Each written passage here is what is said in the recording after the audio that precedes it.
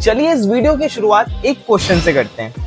हैदराबाद सुनते ही आपके दिमाग में सबसे पहले क्या आता है? हैदराबादी बिरयानी, चार मीनार या फिर असदुद्दीन ओवैसी का नाम? लेकिन आज मैं आपको एक ऐसे महल के बारे में बताने वाला हूं जिसके बारे में बहुत कम लोग जानते हैं। सो लेडीज एंड जेंटलमैन, इस महल का नाम है चौमल्ला पैलेस।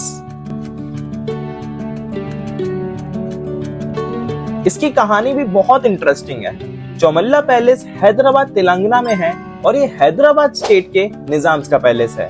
ये निजाम्स ऑफ हैदराबाद का ऑफिशियल रेजिडेंस था उनके रूल के दौरान। आजकल ये पैलेस एक म्यूजियम में कन्वर्ट हो गया है, लेकिन ओनरशिप अब भी फैमिली के पास है। ये पैलेस एक पुराने कुतुबशाही डायनेस्टी और असफ जाही डायनेस्टी के पैलेस की लोकेशन पे बना था, जो चार मीनार के पास है।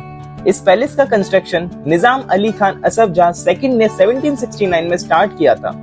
उन्होंने 4 पैलेसेस बनवाने का ऑर्डर दिया, जिससे ये नाम चौमल्ला पड़ा। उर्दू, हिंदी और पर्शियन में चार या चहर और चौ का मतलब 4 होता है और महल का मतलब पैलेस होता है।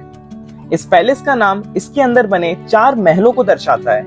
इस महल का निर्माण साल 1750 में हैदराबाद के निजाम रहते हुए सलाबत जंग ने किया था, लेकिन उन्हें पद से हटा देने के बाद इसका निर्माण कार्य रुक गया था। इस खूबसूरत महल का फिर से निर्माण साल 1857 में हैदराबाद के अफजल-उद-दौला ने शुरू करवाया था, जिसे उनके निधन के बाद हैदराबाद के असफ जहां ने अपने शासनकाल में पूरा करवाया।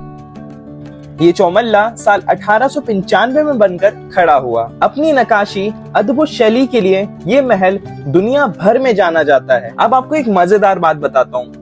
मूल रूप से ये महल 45 एकड़ में फैला था, उत्तर से लाड़ बाजार से लेकर दक्षिण के अस्पांग चौक रोड तक। लेकिन अब ये पैलेस सिर्फ 12 एकड़ में ही सिमट के रह गया है। 1880s में दीन दयाल ने चौमल्ला पैलेस का पैनोरामिक व्यू 2 पार्ट्स में फोटोग्राफ किया था।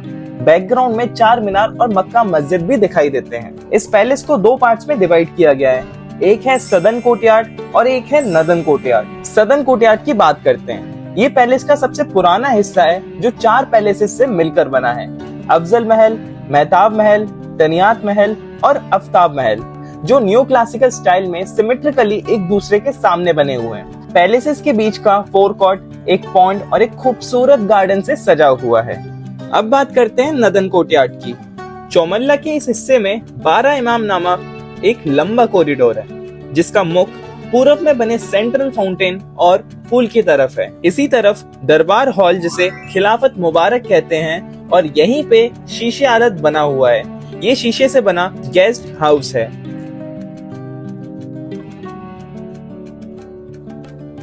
अब बात करते हैं चौमल्ला पैलेस के दिल की। जी हाँ, बिल्कुल सही सुना आपने। जिस तरह चौमल्ला पैलेस कभी हैदराबाद का दिल हुआ करता था, उसी प्रकार खिलाफत को चौमल्ला पैलेस का दिल कहा जाता है। यहाँ आपको एक और बात बताना चाहूंगा। खिलाफत का मतलब यहाँ पर विरोध करना नहीं होता, बल्कि उत्तराधिकारी होता है। और यहाँ पर यह भी कहा जाता है, चौमल्ला की देखभाल के लिए 7000 लोग लगे रहते थे। चौमल्ला पैलेस के मेन गेट पर बनाया घंटा घर करीब 250 साल पुराना है। इस घड़ी को खिलाफत घड़ी या खिलफत क्लॉक भी कहा जाता है। कहा जाता है यहाँ निजाम का खजाना भी छुपा हो सकता है। इस घड़ी की मेंटेनेंस हर हफ्ते की जाती है। ये है सलाई खाना, the armoury of the Asaf जाही डायनेस्टी।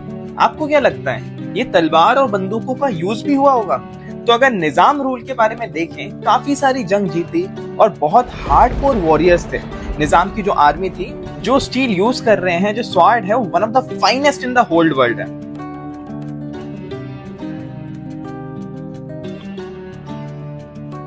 अब देखते हैं कि चौमल्ला पैलेस में क्या देखें। इस शाही महल में एक कुरान सेक्शन भी मौजूद है। इस सेक्शन में कई तरह की पवित्र किताब कुरान को भी रखा गया है। इनमें हाथ से लिखी गई कुरान को जापानी तकनीक अपनाकर फिर रिस्टोर किया गया है। नक्श लिपि में लिखी गई कुरान, मेटल पे लिखी गई छोटी कुरान।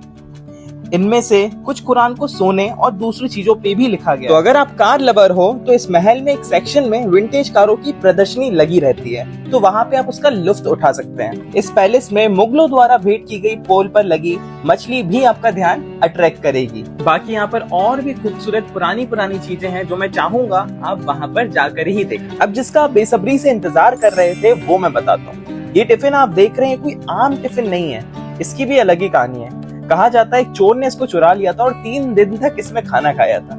ये कोई आम टिफिन नहीं है। इसकी वैल्यू आज के टाइम में 150 से 200 करोड़ की है ना इंटरेस्टिंग। अब चौमल्ला पैलेस की एंट्री फीस और टाइमिंग देखते हैं। ये सुबह 10 बजे से शाम 5 बजे तक खुला रहता है। फ्राइडे और नेशनल हॉलीडे पे ये बंद रहता है।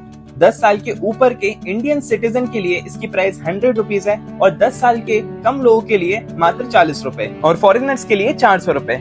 और आप अगर वीडियो या फोटो के शौकीन हैं तो आपको बस 50 रुपए देने होंगे।